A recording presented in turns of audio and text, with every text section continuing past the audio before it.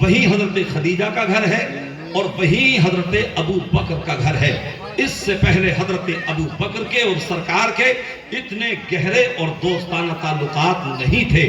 جب سرکار حضرت خدیجہ کے گھر میں منتقل ہوئے، اب حضرت ابو بکر نے دیکھا تو مصطفیٰ کی عظمت کو دیکھ رہے ہیں، مصطفیٰ کی بلندی کو دیکھ رہے ہیں، مصطفیٰ کی رفعت کو دیکھ رہے ہیں، مصطفیٰ کے افعال کو دیکھ رہے ہیں، مصطفیٰ کی کردار کو دیکھ رہے ہیں، مصطفیٰ کی زندگی کو دیکھ رہے ہیں، مصطفیٰ کی بندگی کو دیکھ رہے ہیں، مصطفیٰ کے سفر کو دیکھ رہے ہیں، مصطفیٰ کے حضر کو دیکھ رہے ہیں، مصطفیٰ کی جلوت کو دیکھ رہے ہیں، مصطفیٰ کی خلوت کو دیکھ رہے ہیں۔ یعنی جب مصطفیٰ کے شب و روز کو دیکھا، ہر جہت سے دیکھا، ہر طرح سے دیکھا، تو اب مصطفیٰ سے محبت پیدا ہو جاتی ہے، اب دونوں میں دوستی پیدا ہو جاتی ہے۔ اور مکے کے لوگوں کا یہ اصول و طریقہ تھا کہ وہ تجارت کیا کرتے تھے۔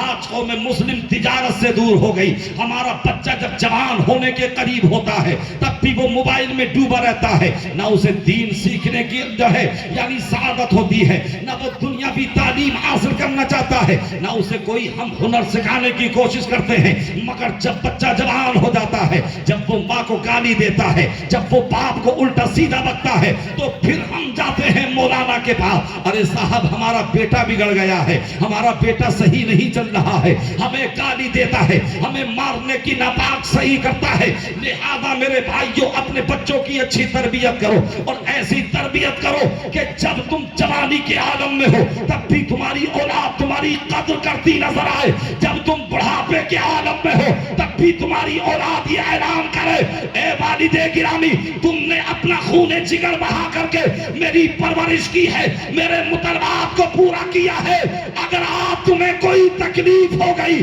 تو مجھے تکلیف ہوگی، میں اپنی جان کی بازی لگا دوں گا مگر میں تمہیں کوئی تکلیف ہونے نہیں دوں گا۔ عزیزان ملت اسلامیہ، تو ہمیں اپنے بچوں کی اچھی تربیت کرنی چاہیے۔ آقا کریم صلی اللہ علیہ وسلم نے یعنی تجارت کے بارے میں فرمایا، اور تجارت اور صحیح تاجروں کے بارے میں ان کی فضیلت کو بیان فرمایا۔ الغرض میں عرض یہ کرنا چاہتا ہوں، حضرت ابو بکر کی تجارت کبھی ملک شام میں ہوتی تھی، کبھی ملک ایران میں ہوتی تھی، کبھی ملک یمن میں ہوتی تھی، اور کبھی ملک عرب میں بھی ہوتی تھی۔ مختلف ملکوں میں آپ کا مال تجارت جاتا۔ ایک مرتبہ حضرت ابو بکر ہیں، ایک قافلہ مال تجارت کا لے کر کے چلے ہیں اور ملک شام کی طرف چلے ہیں۔ جب ملک شام میں ایک گرجا گھر کے پاس میں پہنچے، رات ہو جاتی ہے، وہاں پڑاؤ ڈال دیا جاتا ہے، پورے قافلے والے وہاں رک جاتے ہیں۔ پورے قافلے کے لوگ تو آرام اور راحت کی نیند سو رہے تھے، مگر حضرت ابو بکر کی قسمت جاگ رہی تھی، ان کی قسمت کا ستارہ طلوع ہو رہا تھا، بلند ہو رہا تھا۔ اللہ اللہ، حضرت ابو بکر نے خواب دیکھا کہ آسمان کا چاند زمین کی طرف آ رہا ہے۔ حضرت ابو بکر آگے بڑھے ہیں اور حضرت ابو بکر نے اپنے دامن کو پھیلایا ہے اور اس چاند کو اپنی گود میں لے لیا۔ بڑا مبارک خواب تھا، بڑا مسعود خواب تھا۔ آج ہم بھی خواب دیکھتے ہیں، آج آپ بھی خواب دیکھتے ہیں۔ ہمارے خواب دیکھنے کا عالم تو یہ ہے کہ اگر 1 گھنٹے کے لیے سو جائیں تو خواب نظر آتا ہے، 2 گھنٹے کے لیے سو جائیں تو خواب نظر آتا ہے، 3 گھنٹے کے لیے سو جائیں تو خواب نظر آتا ہے۔ اچھا، جب خواب دیکھتے ہیں تو اس کی تعبیر کس سے پوچھتے ہیں؟ سب سے پہلے ہوم منتری صاحب سے کہیں گے، سب سے پہلے اپنی بیوی سے کہیں گے، سب سے پہلے اپنی وائف سے کہیں گے، ارے محترمہ سنو سنو، آج تو میں نے بڑا عجیب خواب دیکھا ہے۔ اب یہ محترمہ نہ نماز کے قریب ہو، نہ کبھی مدرسے میں گئی ہو، نہ بیچاری نے اسکول کا دروازہ دیکھا ہو، مگر تعبیر بتانے میں بڑی مہارت رکھتی ہے۔ اب شوہر کو تعبیر بتاتی ہے کہ تمہارا خواب تو بڑا غلط خواب ہے، تمہارے خواب کی تعبیر یہ ہے کہ تمہیں کسی نے جادو کرا دیا ہے۔ اب ذہن جاتا ہے ماں کی طرف، اب ذہن جاتا ہے بھابھی کی طرف، اب ذہن جاتا ہے چچی کی طرف، اب ذہن جاتا ہے رشتہ داروں کی طرف۔ الغرض حضرت ابو بکر نے بھی خواب دیکھا تھا۔ میرے آقا نے ارشاد فرمایا اصدق الرؤیا بالاسحار، یعنی سب سے سچا خواب دیکھنا یہ صبح صادق کے وقت ہے۔ اگر کوئی جیسی تمنا رکھتا ہے ویسا ہی خواب دیکھتا ہے، کوئی دنیا کا خواب دیکھتا ہے، کوئی حکومت کا خواب دیکھتا ہے، کوئی دولت کا خواب دیکھتا ہے، مگر کوئی گنبد خضرا کا خواب دیکھتا ہے۔ اب حضرت ابو بکر نے خواب دیکھا تو سوچا اور پوچھا کہ یہ بتاؤ کہ میں نے خواب دیکھا ہے، اس کی تعبیر کون بتائے گا؟ تو کسی نے کہا سامنے جو گرجا گھر دیکھ رہے ہو اس گرجا گھر میں ایک راہب رہا کرتا ہے اور وہ خواب کی تعبیر بتانے میں مہارت تام رکھتا ہے۔ اللہ اللہ، حضرت ابو بکر رضی اللہ تعالی عنہ ہیں، یعنی آپ گرجا گھر کے اندر جاتے ہیں، آپ میری طرف دیکھیے کرسی خالی کرا رہے ہیں۔ یہ میں نے پہلے کیا کہا تھا کہ کوئی بات نہیں، کرسی جو ہے امید انشاءاللہ کم پڑ جائیں گی اور کل کو جو ہے اس میں اور اضافہ کر دیا جائے گا، کمیٹی والے لگے ہوئے ہیں اور یہ فون سے برابر رابطے میں ہے کل سے کہ جب پہلے ہی دن اتنے لوگ آ گئے تو پھر کرسی یقیناً کم پڑے گی۔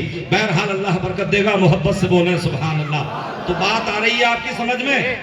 کچھ لوگ تو پنڈال سے باہر ہو گئے، لگ رہا ہے انہیں گرمی زیادہ لگ رہی ہے، اللہ انہیں آسانی عطا فرمائے۔ اب حضرت ابو بکر سے کہا کہ سامنے جو گرجا گھر ہے اس گرجا گھر میں جو راہب رہا کرتا ہے یہ خواب کی تعبیر بتانے میں مہارت تام رکھتا ہے۔ اب حضرت ابو بکر جاتے ہیں، جانے کے بعد جب دیکھا تو بہت سارے اس کے چیلے چپاٹے اور اس کے چاہنے والے بیٹھے ہوئے ہیں اور وہ ایک مسند پر بیٹھا ہوا ہے، ان سے ہم کلام ہے، ان سے گفتگو کر رہا ہے۔ حضرت ابو بکر نے جا کر کے کہا تھا کہ مجھے خواب کی تعبیر چاہیے، بتائیے کہ میرے خواب کی تعبیر کیا ہے۔ کہا او آنے والے ذرا یہ بتا کہ تیرے باپ کا نام کیا ہے وہ بتا، تیرے ملک کا نام کیا ہے وہ بتا، تیرا کام کیا ہے وہ بتا، کس شہر سے آیا ہے وہ بتا۔ تو حضرت ابو بکر نے کہا تھا میرا نام ابو بکر ہے، میرے والد کا نام ابو قحافہ عثمان ابن عامر ہے، میں ملک عرب کا رہنے والا ہوں اور میں شہر مکہ سے آیا ہوں۔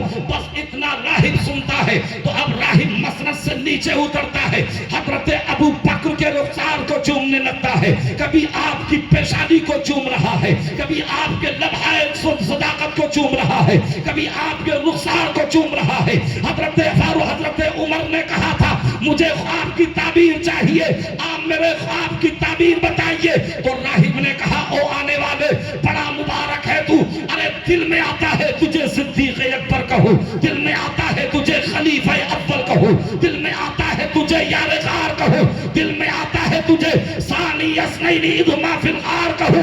تو آپ نے فرمایا کہ میرے خواب کی تعبیر بتائیے۔ تو راہب نے جواب دیا کہ تمہارے خواب کی تعبیر یہ ہے کہ مکے کی سرزمین پر امام الانبیاء نے اعلان نبوت کر دیا ہے، سب سے پہلے جو کلمہ پڑھو گے وہ تمہاری ہی ذات ہوگی۔ نعرہ تکبیر، نعرہ رسالت، شان صدیق اکبر۔ حضرات اب حضرت ابو بکر نے خواب کی تعبیر سنی، جلدی سے آئے اور سامان جو ہے باندھنا شروع کر دیا۔ لوگوں نے کہا، ساتھیوں نے کہا تھا ابو بکر کہاں جا رہے ہو؟ منڈی بڑی اچھی چل رہی ہے، بازار بہت اونچا چل رہا ہے، بہت منافع مل رہا ہے۔ حضرت ابو بکر نے کہا تھا میرے ساتھیوں جب میں پہلے آیا تھا تو میں اپنا مال بیچنے کے لیے آیا تھا، اب میں محمد کے ہاتھ پر بکنے کے لیے جا رہا ہوں۔ اللہ اللہ، اب مصطفیٰ کی عمر ادھر مکہ شریف میں 40 سال کی ہو چکی ہے، میرے آقا نے اعلان نبوت کر دیا ہے۔ اب جیسے ہی مکے کے اندر یہ اعلان کیا گیا تو ابو جہل پریشان ہے میں کیا کروں، اور ابو لہب پریشان ہے میں کیا کروں، عتبہ پریشان ہے میں کیا کروں، اور عامر ابن فہیرہ پریشان ہے میں کیا کروں، اور بہت سارے کفار مکہ پریشان ہیں کہ ہم کیا کریں، ابو سفیان پریشان ہے میں کیا کروں، خالد بن ولید پریشان ہے میں کیا کروں۔ اب کفار مکہ نے دیکھا کہ اگر ابو بکر آ گئے تو محمد کے بڑے قریبی ساتھی ہیں، ان سے ہم شکایت کریں گے کہ اپنے آپ دوست کو سمجھائیے، ورنہ ہمارے لات کا کیا ہوگا، ورنہ ہمارے منات کا کیا ہوگا، ورنہ ہمارے عزا کا کیا ہوگا۔ اب یہ کفار مکے سے باہر نکل کر کے حضرت ابو بکر کا روز انتظار کرتے ہیں، جب دھوپ کی تمادت پڑ جاتی ہے، جب دھوپ کی شدت تیز ہو جاتی ہے اور شدت بڑھ جاتی ہے تو یہ مکے میں گھروں کو آ جاتے ہیں، پھر جو ہے صبح کو پھر نکلتے ہیں، پھر انتظار کر کے پھر آ جاتے ہیں۔ کئی دنوں کے بعد دیکھا کہ سامنے سے غبار اڑتا ہوا نظر آ رہا ہے۔ اب انہوں نے سوچا ہو نہ ہو یہ ملک شام سے آنے والا راستہ ہے، ہو نہ ہو یہ ابو بکر ہو۔ اب جیسے ہی گرد و غبار قریب آتا رہا، ان کی امیدیں جو ہیں بحال ہوتی رہی. دیکھا کہ ابو بکر نگاہوں کے سامنے ہیں. اب جب قریب آئے تو انہوں نے ابو بکر کو بلا کر کے کہا اور بڑی محبت سے سمجھایا, اے ابو بکر, ہم تو کئی دنوں سے تمہارا انتظار کر رہے تھے. ہم مکے سے باہر آتے, تمہارا انتظار کر کے واپس چلے جاتے. ابو بکر نے کہا تھا, کس لیے میرا انتظار کر رہے تھے؟ تو کفار مکہ نے کہا, ابو جہل اور عتبہ اور شیبہ نے کہا, ارے یتیم ابی طالب یزعم انہ نبی. یتیم یعنی ابو طالب کے یتیم بھتیجے نے اعلان نبوت کر دیا ہے. بھلا ایک یتیم نبی کیسے بن سکتا ہے؟ بھلا یتیم رسول کیسے بن سکتا ہے؟ تو حضرت ابو بکر نے کہا, تم نے کیا رد عمل ظاہر کیا ہے؟ تم نے اس کا کیا تدارک کیا ہے؟ کفار مکہ نے کہا, ہم نے ابھی کوئی رد عمل ظاہر نہیں کیا ہے, ہم تمہارا انتظار کر رہے تھے. تمہاری قریبی دوستی ہے محمد سے, تم محمد کو سمجھاؤ اور جاؤ تم ان کے پاس میں. اور انہوں نے کہا, انتل نہایا و انتل کفایا, لیکن بڑی سوچ سمجھ کے فیصلہ کرنا, اس لیے کہ تمہارا فیصلہ ہمارا فیصلہ ہوگا. اور ذرا سوچ سمجھ کے فیصلہ کرنا کہ اس لیے کہ یتیم نبی کیسے بن سکتا ہے, یتیم رسول کیسے بن سکتا ہے. اب حضرت ابو بکر گئے ہیں. آپ کی بیوی نے کہا کھانا کھا لیجئے, آپ کی بیوی نے کہا پانی پی لیجئے. حضرت ابو بکر نے سامان رکھا اور کہا, جب تک محمد سے ملاقات نہیں کر لوں گا اس وقت تک میں پانی نہیں پیوں گا, اس وقت تک میں کھانا نہیں کھاؤں گا. در مصطفیٰ پر پہنچتے ہیں. حضرت ارقم کے گھر میرے آقا آرام کر رہے تھے. اب جب دار ارقم میں پہنچے ہیں, مصطفیٰ جان رحمت صلی اللہ علیہ وسلم کی بارگاہ میں پہنچے. جانے کے بعد میں عرض کیا, اے محمد عربی صلی اللہ علیہ وسلم, میں نے سنا ہے آپ نے اعلان نبوت کر دیا ہے. مصطفیٰ نے فرمایا نعم. تو حضرت ابو بکر نے کہا, اس لیے کہ یہ مجاز دیتے ہیں کہ دیکھو کفر کا یہ مجاز ہوتا ہے کہ کفر بھی یقین رکھتا ہے کہ جو نبی اور رسول ہوتا ہے وہ معجزات لے کر کے آتا ہے. ارے یہ تو اور نبیوں کی شان تھی, میرا آقا معجزات لے کر کے نہیں بلکہ سراپا معجزہ بن کے آیا ہے. ابو بکر نے کہا, آپ نے اعلان نبوت کر دیا ہے, ما دلیلوں کا یا رسول اللہ, اے اللہ کے رسول کیا میں کوئی دلیل لے سکتا ہوں؟ تو مصطفیٰ مسکرائے اور مسکرانے کے بعد میں فرمایا, ارے اے ابو بکر کیا اور مزید دلیل کی ضرورت ہے؟ ارے ملک شام میں گرجا گھر کے پاس میں تم نے جو خواب دیکھا ہے وہ میری ہی تو دلیل ہے. سبحان اللہ, بے شک حق ہے. سبحان اللہ. حضرات بہت جلدی سے کلمہ پڑھا اور کلمہ پڑھ کر کے مسلمان ہو گئے. اب ادھر ابو جہل, عتبہ, شیبہ اور وغیرہ وغیرہ انتظار کر رہے تھے کہ جب ابو بکر آئیں گے تو ہمیں خوشخبری سنائیں گے. جب جلدی سے آپ پہنچے, ابو جہل سے ملاقات ہوئی تو کہا, کہو ابو بکر کیا خبر لائے ہو, کیا فیصلہ کر کے آئے ہو؟ تو حضرت ابو بکر نے کہا تھا, بڑا نادان ہے تو. ارے جس محمد کو تم جادوگر کہہ رہے ہو, جس محمد کو تم کاذب کہہ رہے ہو, جس محمد کو تم جھوٹا کہہ رہے ہو, ارے وہ محمد کاذب نہیں بلکہ وہ تو سچوں کے امام بن کے تشریف لائے ہیں. وہ جھوٹے نہیں بلکہ وہ تو سید الصادقین بن کے تشریف لائے ہیں. ارے جو محمد زمین پر بیٹھ کر کے ملک شام کے حالات بتانے میں جھوٹ نہیں بول سکتا تو وہ عرش اعظم کی بات بتانے میں جھوٹ کیسے بول سکتا ہے؟ اللہ, سبحان اللہ. ابو جہل اور پریشان کہ یہ تو معاملہ بالکل ہی گڑبڑ ہو گیا, یہ تو خود ان کے زمرہ اسلام میں داخل ہو گئے. اللہ اللہ, اب دھیرے دھیرے اسلام بڑھ رہا ہے. کیا ہو رہا ہے؟ زور سے بولو. اچھا آہستہ سے بولیے. بالکل ہی خاموش ہو گئے. زور سے بولیے سبحان اللہ. اب اسلام دھیرے دھیرے بڑھ رہا ہے اور حضرت ابو بکر دعوت و تبلیغ لوگوں کو دے رہے ہیں اور اسلام کی تبلیغ کرنا شروع کر دیتے ہیں. بڑے بڑے صحابہ, اکابر صحابہ, اجلہ صحابہ حضرت ابو بکر کی دعوت تبلیغ پر ایمان لاتے ہیں. حضرت عثمان غنی رضی اللہ تعالی عنہ آپ کی دعوت تبلیغ پر ایمان لاتے ہیں. حضرت زبیر ابن العوام آپ کی دعوت تبلیغ پر ایمان لاتے ہیں. حضرت عبد الرحمن ابن عوف آپ کی دعوت تبلیغ پر ایمان لاتے ہیں. حضرت سعد بن وقاص آپ کی دعوت تبلیغ پر ایمان لاتے ہیں. حضرت طلحہ بن عبداللہ آپ کی دعوت تبلیغ پر ایمان لاتے ہیں.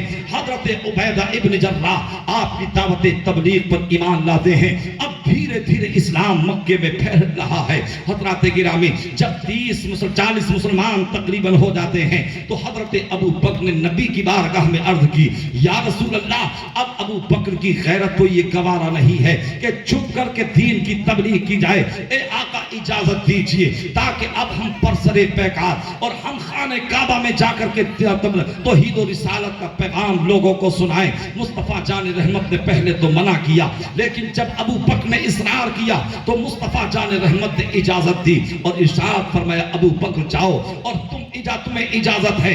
اب حضرت ابو بکر کچھ اور صحابہ کو لے کر اور مصطفیٰ کی سنگت اور معیت میں آپ خانہ کعبہ کے اندر جاتے ہیں۔ جیسے ہی حدود اندر کے پہنچے تو سب سے پہلے آپ نے خطبہ پڑھا۔ یہ اسلام کا سب سے پہلے خطبہ تھا جو حضرت ابو بکر نے نصرت اسلام کے لیے اور دعوت اسلام کے لیے، تبلیغ اسلام کے لیے پڑھا تھا۔ جب کفار مکہ نے خطبے کو سنا تو کہنے لگے، ارے یہ تو وہی بولی بول رہے ہیں جو بولی محمد بولا کرتے ہیں، یہ تو وہی میسج دے رہے ہیں جو میسج محمد دیا کرتے ہیں، یہ تو وہی پیغام دے رہے ہیں جو کہ پیغام محمد دیتے ہیں۔ اللہ اللہ، اب چہار جانب سے کفار مکہ آپ پر مارنے کے لیے ٹوٹ پڑتے ہیں۔ کوئی آپ پر لاٹھی برسا رہا ہے، کوئی آپ کے تھپڑ رسید کر رہا ہے، کوئی آپ پر گھوسوں کی مار دے رہا ہے۔ اللہ اللہ، حضرت ابو بکر رضی اللہ تعالی عنہ ہیں، یعنی آپ بے ہوش ہو کر کے زمین پر آ جاتے ہیں۔ آج مجھے بتائیے کہ ابو بکر کا قصور کیا تھا، ان کی خامی یا کمی کیا تھی؟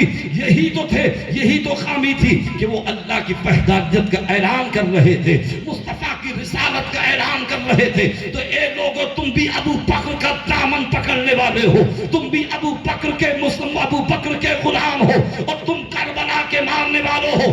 آج بھی تمہیں ایمان سے برگشتہ کرنے کی کوشش کی جا رہی ہے، تمہیں مرتد بنانے کی کوشش کی جا رہی ہے۔ یہاں میری بہنیں بیٹیاں بیٹھی ہوئی ہیں، میں ان سے اپیل کروں گا، اگر کوئی ظالم غیر مسلم اگر اپنے جال میں پھنسانا چاہے اور تمہارے اندر ارتداد پیدا کرنا چاہے تو انہیں یہ ببانگے دہلی اعلان کر دینا کہ ہم نے کسی دنیا دار سے محبت نہیں کی ہے، اگر محبت کی ہے تو حضرت سکینہ سے محبت کی ہے۔ اور اے نوجوانوں، تم بھی یہ اعلان کر دینا، ہم نے کسی دنیا دار سے محبت نہیں بلکہ ہم نے علی اکبر سے محبت کی ہے۔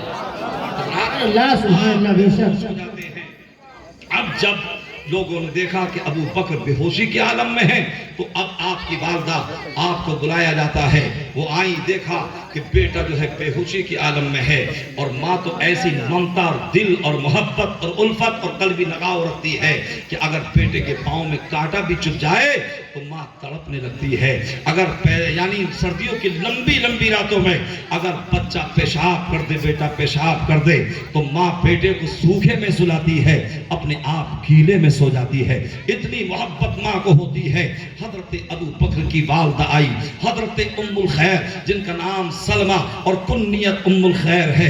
حضرت ام الخیر نے بار بار اپنے بیٹے کو یعنی ہلانا چاہا اور کہا، اے میرے بیٹے، اے ابو بکر، اپنی آواز تو سنا دو، اے بیٹے تیری ماں حاضر ہے، اپنی ماں سے ذرا سا کلام تو کر لے، اے میرے لال تو اپنی ماں سے بات تو کر لے، اے میرے بیٹے اپنی ماں سے تو ذرا بات تو کر لے۔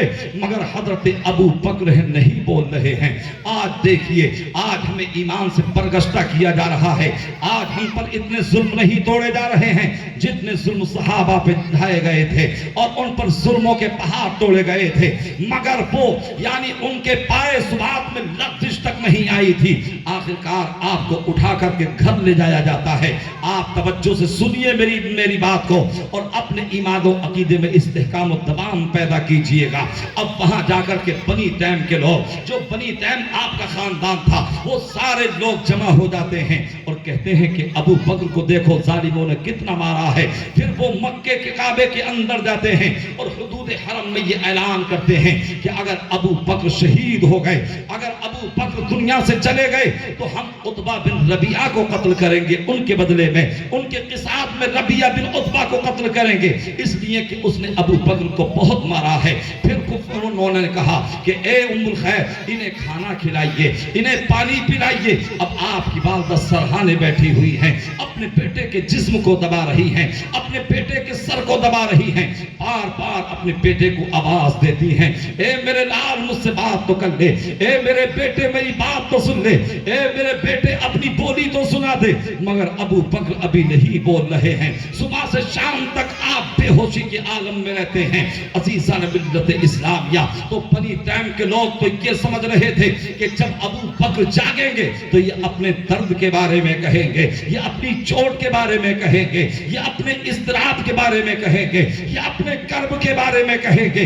مگر جب ابو بکر نے آنکھ کھولی ہے تو اپنی ماں سے کہا تھا، اے میری ماں ذرا یہ بتاؤ کہ محمد عربی کی حالت کیسی ہے، میرے آقا کیسے ہیں؟ تو حضرت ام الخیر نے کہا تھا، اے میرے بیٹے، ارے انہی کی وجہ سے تجھے اتنا مارا گیا ہے، انہی کی وجہ سے تجھے ستایا گیا ہے، پھر بھی تو ان کی سنگت اور ساتھ چھوڑنے کے لیے تیار نہیں ہے۔ آپ لوگوں نے کہا انہیں کھانا کھلاؤ، ہو سکتا ہے شدید چوٹ لگی ہے، دن بھر بے ہوش رہے ہیں، ان کا دماغ ٹھکانے نہیں ہے۔ الغرض کھانا کھلایا جاتا ہے، آپ کو پانی پلایا جاتا ہے۔ حضرت ابو بکر نے کہا، اے ماں مجھے محمد عربی کی بارگاہ میں لے چلو۔ اللہ اللہ، آپ کی والدہ نے کہا تھا، اے میرے بیٹے میں تمہیں اکیلی کیسے لے جا سکتی ہوں؟ اب حضرت ام الخیر یہ کہہ ہی رہی تھی کہ اتنے میں ام جمیل بنت خطاب حضرت عمر کی بہن آ جاتی ہیں۔ حضرت ابو بکر نے کہا کہ تم دونوں مجھے دونوں سہارا دے کر کے نبی کی بارگاہ میں لے چلو۔ اب حضرت ابو بکر کو جو ہے وہ پکڑ کر کے لے جاتی ہیں۔ لوگ تو سمجھ رہے تھے کہ ابو بکر کے پیروں میں قدموں میں لغزش آ جائے گی، لیکن ابو بکر بتا رہے تھے، جب حضرت ابو بکر سے پوچھا کہ تم محمد کی خیریت کی بات کرتے ہو، تمہیں اپنے درد کا احساس نہیں ہے، تمہیں اپنے کرب چوٹ کا احساس نہیں ہے، تو حضرت ابو بکر نے ماں سے کہا تھا، اے میری ماں اگر محمد خیریت سے ہے تو میں خیریت سے ہوں، اگر محمد خیریت سے ہے تو مکے کے لوگ خیریت سے ہیں، اور اگر محمد خیریت سے ہے تو یہ پوری کائنات خیریت سے ہے، اس لیے کہ میرے آقا کی شان یہ ہے کہ وہ کمال حسن حضور ہے کہ گمان نفس جہاں نہیں، یہی پھول خار سے دور ہے، یہی شمع ہے کہ دھواں نہیں۔ ارے وہ جو نہ تھے تو کچھ نہ تھا، وہ جو نہ ہو تو کچھ نہ ہو، جان ہے وہ جہان کی، جان ہے تو جان ہے۔ سبحان اللہ، یا رسول اللہ، یا علی یا علی، ابو بکر گلی گلی نگر نگر، ابو بکر، گلی گلی نگر نگر، نعرے تکبیر، نعرے رسالت، یا رسول اللہ۔ اب ابو بکر جو ہے دھیرے دھیرے نبی کی بارگاہ میں جا رہے ہیں۔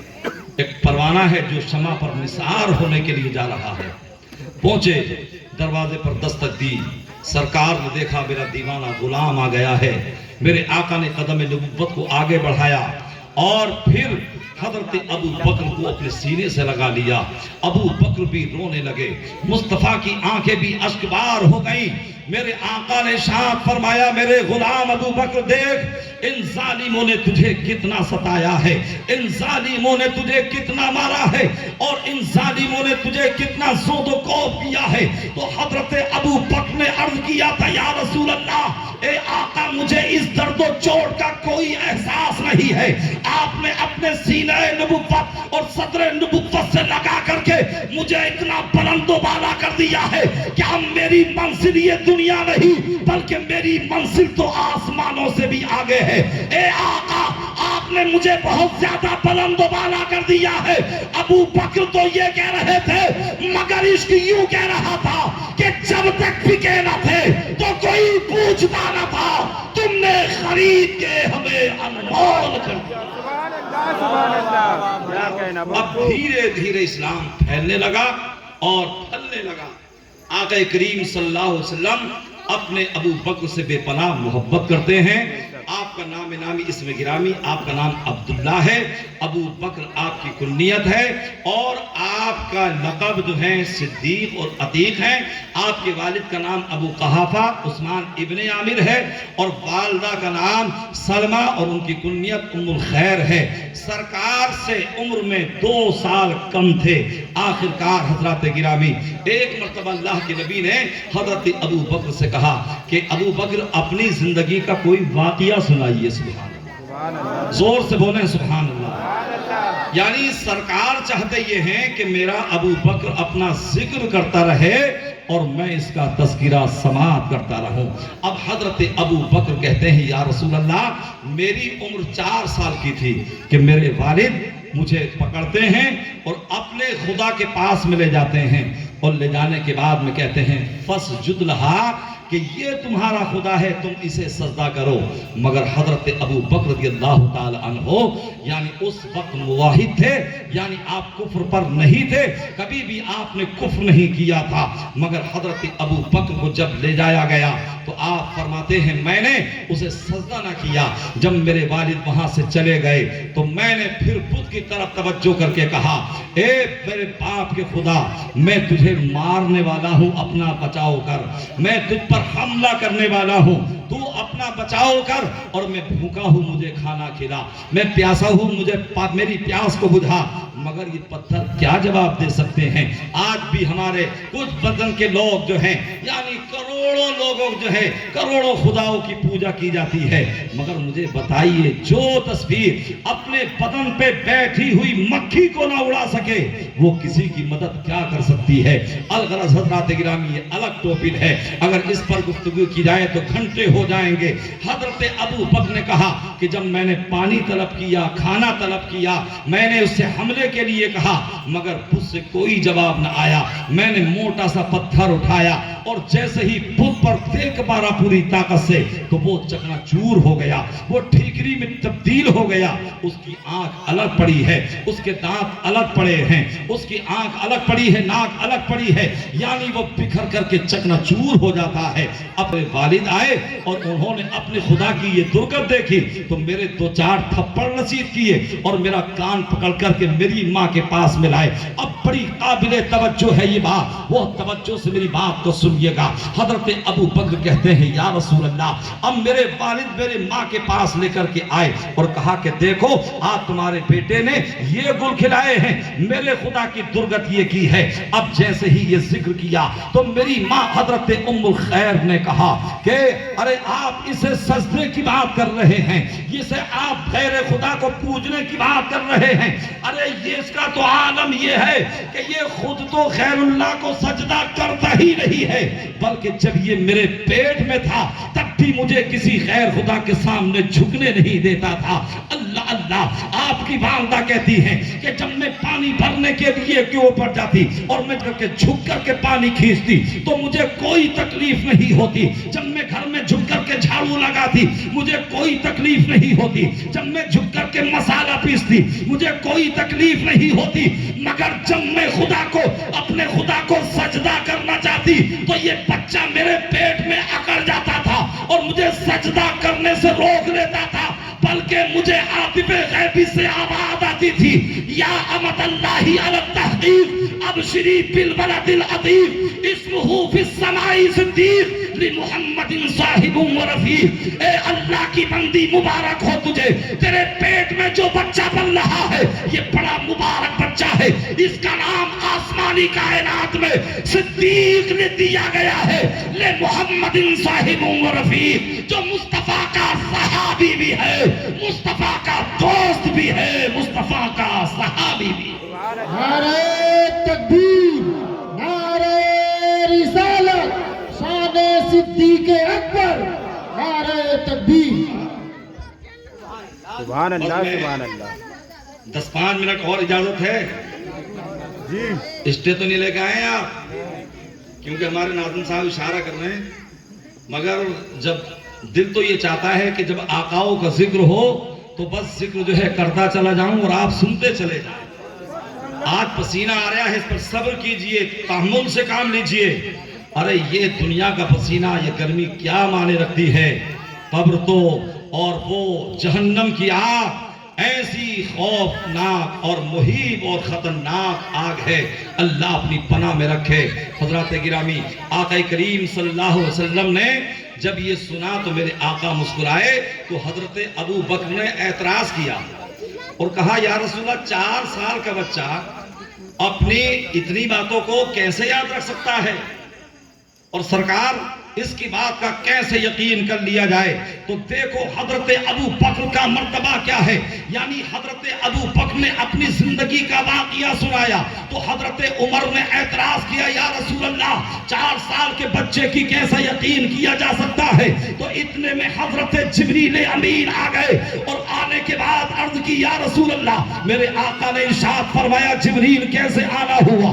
حضرت جبریل امین نے عرض کی، یا رسول اللہ، یعنی اعتراض ابو بکر پر ہو اور جبریل جواب دینے کے لیے نہ آئے، یہ کیسے ہو سکتا ہے؟ حضرت ابو بکر کے جواب میں حضرت جبریل امین نے کہا، یا رسول اللہ، یصدقک ابی بکر یصدقک ابی بکر وہو یصدقک، کہ اے اللہ کے نبی، ابو بکر نے جو کہا ہے وہ سچ کہا ہے، اس لیے کہ اللہ نے ان کی زبان کو جھوٹ سے محفوظ فرما دیا. سبحان اللہ. حضرات تو یہ مرتبہ ہے. اللہ کے نبی نے فرمایا، واللہ ما ولد فی الاسلام مولود ازکا ولا اطہر ولا افضل من ابی بکر صدیق. اللہ کی قسم، اسلام کے دامن میں آج تک ایسا کوئی بچہ پیدا ہی نہیں ہوا جو ابو بکر سے زیادہ طیب ہو، جو ابو بکر سے زیادہ طاہر ہو، جو ابو بکر سے زیادہ افضل ہو. تو پتا چلا کہ سب سے زیادہ طیب بھی ابو بکر ہیں، سب سے زیادہ طاہر بھی ابو بکر ہیں، اور سب سے زیادہ افضل و اعلیٰ بھی ابو بکر ہیں. تبھی تو آصفیہ نے کہا تھا، پوچھتے کیا ہو، ابو بکر کے فضائل آسی، ہر خوبی کے وہ جامع ہیں نبوت کے سوا. قرآن فرماتا ہے، والذی جاء بالصدق وصدق به اولئک هم المتقون، اور وہ جو یہ سچ لے کر کے تشریف لائے اور وہ جنہوں نے ان کی تصدیق کی، یہی لوگ ڈر والے ہیں، یہی لوگ متقی ہیں، یہی لوگ تقوی والے ہیں. اللہ تبارک و تعالیٰ نے یعنی جب حضرت ابو بکر کی محبت کو ملاحظہ فرمایا اور ابو بکر نے مصطفیٰ سے محبت کی، تو حضرت علی اس آیت کی تفسیر میں فرماتے ہیں کہ والذی جاء بالصدق سے مراد مصطفیٰ جان رحمت کی ذات ہے، اور والذی جاء بالصدق اور وصدق سے مراد حضرت ابو بکر کی ذات مراد ہے. تو پتہ یہ چلا کہ رب کعبہ نے یہ اعلان فرما دیا، اے ابو بکر، میرے حبیب سے محبت کرنا یہ تیرا کام تھا، اور تیرے تقوی کا اعلان کرنا یہ میرا کام ہے. اب اگر رات بھر میں ذکر کرتا رہوں تو زندگی تمام ہو سکتی ہے، مگر فضائل ابو بکر پورے نہیں ہو سکتے ہیں. اب بات میں ختم کرتا ہوں، کیونکہ مجھ سے کہا تھا حضرت نے کہ حضرت ابو بکر کا وصال کا تذکرہ بھی آپ کریں گے. حضرت عائشہ صدیقہ رضی اللہ تعالی عنہا جو ام المؤمنین ہیں، تمام مسلمان اور تمام مومنین کی ماں ہیں، حضرت ابو بکر کی بیٹی ہیں، مصطفیٰ جان رحمت کی بیوی ہیں. حضرت عائشہ صدیقہ رضی اللہ تعالی عنہا فرماتی ہیں کہ میرے والد گرامی نے، جسے کہ امام واقدی نے اور امام حاکم نے روایت کیا ہے، آپ فرماتے ہیں کہ میرے والد گرامی نے یعنی 7 ربیع الاخر کو غسل فرمایا، شدت کے ساتھ. بڑی سردی پڑ رہی تھی اور سخت سردی پڑ رہی تھی. آپ نے غسل کیا، آپ کو سردی اثر کر گئی، آپ کو بخار آ گیا، اور آپ اسی میں جو ہے آپ علیل ہو گئے، یہاں تک کہ 15 دن تک آپ گھر سے نہیں نکلے. اور پھر آپ نے نمازیں بھی اپنے گھر میں ادا کی، اور یہاں تک کہ 22 ربیع الاخر کو یعنی آپ کا وصال ہو جاتا ہے. یعنی 63 سال کی عمر میں 2 سال اور 2 ماہ اور کچھ دنوں امور سلطنت کو انجام دے کر کے اس دنیا سے آپ رحلت فرماتے ہیں. عزیزان ملت اسلامیہ، دیکھیے محبت کا صلہ کس طریقے سے دیا جاتا ہے. حضرت ابو بکر نے محبت کی تو ایسی محبت کا صلہ پروردگار نے اس انداز میں دیا کہ حضرت ابو بکر اگر مصطفیٰ اگر مکے میں رہے تو حضرت ابو بکر مصطفیٰ کے ساتھ مکے میں رہے. اگر مصطفیٰ میدان بدر میں ہیں تو حضرت ابو بکر آپ کے ساتھ میں ہیں. اگر مصطفیٰ مدینے میں ہیں تو مصطفیٰ کے ساتھ ابو بکر مدینے میں ہیں. اگر مصطفیٰ میدان احد میں ہیں تو حضرت ابو بکر ان کے ساتھ میں ہیں. اگر مصطفیٰ جروت میں ہیں تو ابو بکر ان کے ساتھ میں ہیں. اگر مصطفیٰ سفر میں ہیں تو مصطفیٰ کے ساتھ ابو بکر ہیں. اگر مصطفیٰ جو ہے حضر میں ہے تو ابو بکر مصطفیٰ کے ساتھ میں ہے. تو جب تک دنیا میں رہے مصطفیٰ کے ساتھ رہے اور جب دنیا سے گئے آج بھی مصطفیٰ کے ساتھ مدار رہے۔ اللہ تبارک و تعالی ہم سب کو صراط مستقیم پر چلنے کی